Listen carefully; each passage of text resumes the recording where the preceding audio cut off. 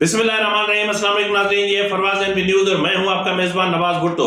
नाज़रीन, इंतखाबात के हवाले से चीफ इलेक्शन कमिश्नर के दो टोक मौक़िफ़ के बावजूद इलेक्शन पर आज भी सवाल मौजूद हैं। सवाल मौजूद इसलिए हैं कि बहुत सारे मामला सामने आ रहे हैं। वो हक़ाइक़ क्या हैं और इसके अलावा सुप्रीम कोर्ट का वाज़ेह ऑर्डर मौजूद है जिस पर चीफ इलेक्शन कमिश्नर, सदर, अटॉर्नी जनरल, चारों सूबों के एडवोकेट जनरल्स के दस्तखत मौजूद हैं कि 8 फरवरी 2024 पत्थर पे लकीर। लेकिन इसके बावजूद भी इब्हाम क्यों कि इलेक्शन कमीशन को इंतखाबात के इनेकाद के लिए 17 अरब रुपए जारी कर दिए गए, फिर भी इब्हाम क्यों? चीफ इलेक्शन कमिश्नर कहता है कि इलेक्शन कमीशन इंतखाबात की तैयारी में मसरूफ है, फिर इब्हाम क्यों? एक तरफ तो यह तसल्ली करवाई जा रही है कि इलेक्शन 8 फरवरी को ही होंगे और इस हवाले से बजट भी जारी कर दिया गया, फिर इब्हाम क्यों? और क्यों इस तरह की दरख्वास्तें, यानी 4 दरख्वास्तें इलेक्शन कमीशन में इलेक्शन की इल्तवा के हवाले से पहले भी मौजूद हैं, उन पर फैसला अभी नहीं हो सका? तो इब्हाम तो उठेंगे, ख्यालात तो पैदा होंगे, वहम तो उठेंगे। इसके अलावा जो है वो आरओज और डीआरओज इस ब्यूरोक्रेसी से लेने के मामले पर भी लाहौर हाई कोर्ट में एक दरख्वास्त दाखिल कर दी गई है, फिर इब्हाम तो पैदा होंगे। हैरान हूं मैं कि ये शहरी कहां से आ जाते हैं, ये कौन होते हैं शहरी, ये कहां से आते हैं शहरी, ये क्यों आते हैं शहरी और सीधा अदालत पहुंचते हैं। और ये शहरी इतने पावरफुल शहरी कि जिनकी दरख्वास्त पर कोई एतराज नहीं लगता, फिर उसी वक्त बेंच बनता है, फिर उसी वक्त दूसरे दिन उनकी डबल बेंच बनता है, फिर वो समाअत करता है, फिर वो दरख्वास्त गैर मुय्यना मुद्दत के लिए मुलतवी हो जाती है, उसको खारिज नहीं किया जाता। तो सवाल तो पैदा होंगे, इब्हाम तो पैदा होंगे कि आखिर क्या मामला है कि क्यों इस तरह किया जा रहा है। अब इस मामले पर जिनको वजाहत देनी चाहिए उनको देनी चाहिए। यहां पर एक सवाल ये भी जुड़ा हुआ है कि क्या हमारे आइंदा आम इंतखाबात साइफर केस से जुड़े हुए हैं? साइफर केस यानी इमरान खान की सजा से जुड़े हुए हैं, साइफर केस में इमरान खान की सख्त सजा से जुड़े हुए हैं, या फिर वफाकी वजीर दाखिला सरफराज भुगटी के इस्तीफा से जुड़े हुए हैं? कहां घोटाला है भाई? घोटाले को ढूंढो और वो जिनको प्रॉपर रिस्पांस करना चाहिए वो रिस्पॉन्ड करें। अब मामला जो है वो वजारत इत्तलात और नशरियात से आगे जा चुका है। अब वजाहत किसी और को करनी है कि ये शहरी कहां से आते हैं। नाज़रीन, बात चल निकली है साइफर की, तो पंजाब में इंतखाबात और जाली पासपोर्ट्स के मामले पर मैं बाद में आता हूं। अब बात करते हैं इंतखाबात के हवाले अपना इसके पंजाब के हवाले से। तो पंजाब में इंतखाबात का जो मामला है उसमें PMLN समझ रही है कि उन्हें क्लीन चिट मिलेगी और ग्राउंड रियलिटीज यानी देही इलाकों में जो इनके जो विनिंग कैंडिडेट्स हैं या इलेक्टेबल्स हैं उनका ताल्लुक देही इलाकों से है, और देही इलाकों के जितने भी PMLN के लोग मौजूद हैं वो इलेक्टेबल सेफ हैं, यानी 90% सेफ हैं। बाकी रह गए 10% वो वोट है जो शहरी वोट है। अब शहरी वोट 10% वोट अपना बकौल सुहेल वड़ैच साहब के कि ये 10% वोट ही इंतखाबात के नताइज की काया पलट देगा, क्योंकि ये PTI का 10% वोट डरा हुआ है, खौफजदा है। और अगर इंतखाबात के दिन ये 10% वोट निकला तो क्या होगा? तो काया पलट जाएगी, क्योंकि इस वक्त तक PTI की कोई वाज़ेह पॉलिसी नहीं है। तो PMLN के हर हलके में सूबाई हो या कौमी हो वहां पर उम्मीदवार मौजूद है, PTI नहीं है। PMLN के उम्मीदवार मौजूद हैं, पीपुल्स पार्टी नहीं है। PMLN के सामने पीपुल्स पार्टी और PTI इस वक्त मौजूद नहीं है। पाकिस्तान पीपुल्स पार्टी इंतखाबी मुहिम के हवाले से पंजाब में दाखिल नहीं हो सकी अभी तक। आखिर क्या वजह है? क्या हिकमत अमली बनाई जा रही है? कोई हिकमत अमली है भी कि नहीं है, या डर है कि पंजाब के अपना वोटर हमें मुस्तरद कर देंगे? तो बातें तो होंगी, और ये बातें भी हो रही हैं कि जब इलेक्शन होने जा रहे हैं तो फिर सुप्रीम कोर्ट ने जुल्फकार अली भुट्टो के शहीद जुल्फकार अली भुट्टो के जुडिशियल मर्डर का मामला क्यों उठाया है? क्या अपने सुप्रीम कोर्ट इंतखाबात के दौरान जो है वो भुट्टो को फिर से जिंदा करना चाह रही है? सवाल तो इस पर भी उठ रहे हैं कि क्या जो है वो अपना पाकिस्तान पीपुल्स पार्टी मजलूमियत कार्ड खेलेगी? क्या पाकिस्तान पीपुल्स पार्टी को दरे पर्दा या पसे पर्दा जितवाने की कोशिश की जा रही है? सवाल तो उठेंगे और इबाम तो हैं।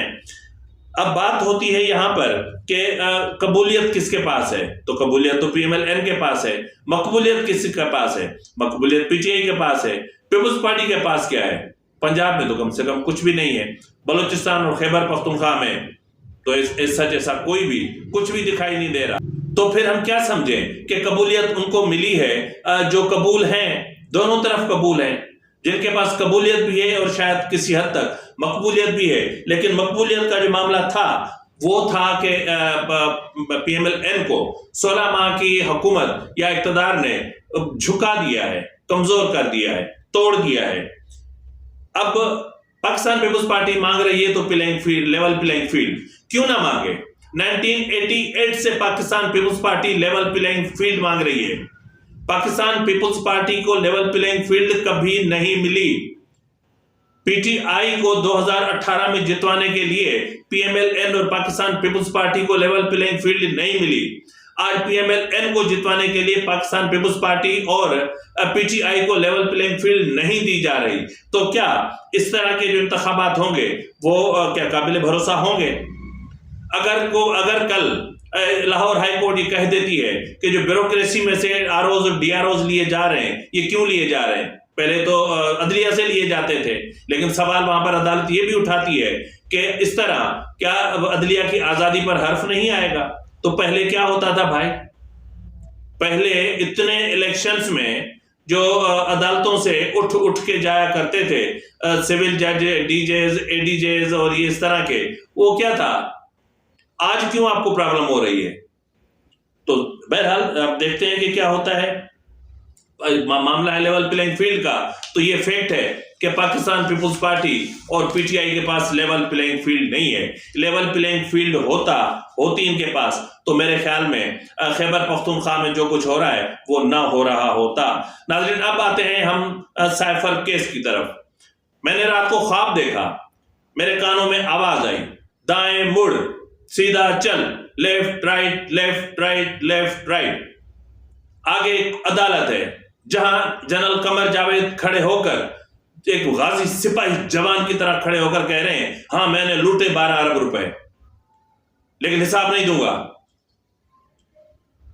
तो फिर भाई जब आप 12 अरब रुपए का हिसाब नहीं दे रहे हो तो फिर आप साइफर केस में क्यों कूद पड़े हो? इसलिए कि इमरान खान ने आपको जानवर बोला था, इसलिए कि इमरान खान ने आपको मीर जाफर मीर सादिक बोला था। हैरत होती है, आप जा रहे हैं वहां पर, क्या इस्टेब्लिशमेंट ने असगर खान केस में जनरल असलम बेग के अदालत में जाने के मामले को क्या रिव्यू नहीं किया आपने कि किस तरह मिलिट्री इस्टेब्लिशमेंट को मुंह की खानी पड़ी थी?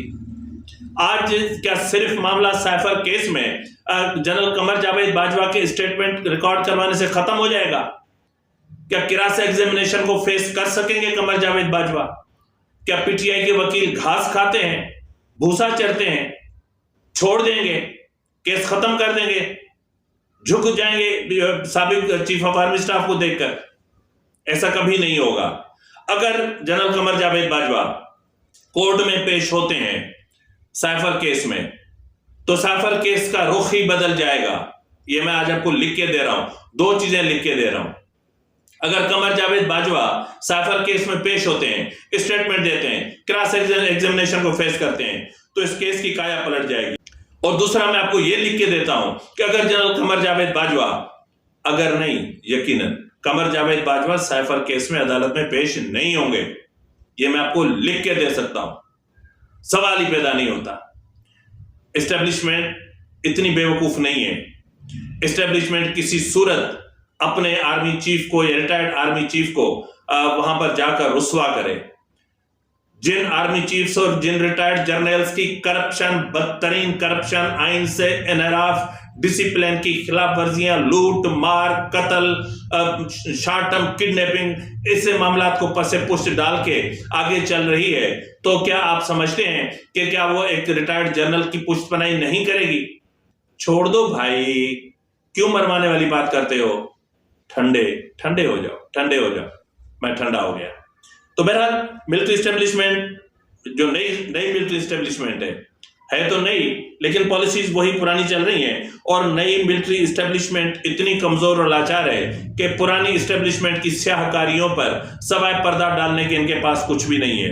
अगर अपना नई एस्टेब्लिशमेंट के पास पुरानी एस्टेब्लिशमेंट की बदकारियों, करप्शन, स्याहकारी पर कदम उठाना होता, एक्शन लेना होता, तो इस वक्त मुतअद्दिद रिटायर्ड जनरल्स जेलों में होते, उनका कोर्ट फील्ड मार्शल हो चुका होता। लेकिन ऐसा नहीं होगा, क्योंकि वही है, चेहरे बदल गए हैं, स्क्रिप्ट वही है, स्क्रिप्ट वही है, स्क्रिप्ट वही है कि कोई ये नहीं पूछता कि तालिबान दहशतगर्द जो हक्कानी ग्रुप है, उनके सरबराह सिराजुद्दीन हक्कानी के पास पाकिस्तानी पासपोर्ट और कौमी शनाख्ती कार्ड कहां से आया, कैसे आया, किसने दिया?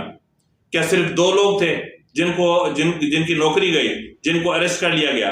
क्या सजा सिर्फ सिविलियंस के लिए होती है? क्या उनको पकड़ा जिन्होंने फोन करके ये शनाख्ती कार्ड और पासपोर्ट बनवाए थे, उनको क्यों नहीं पकड़ते आप?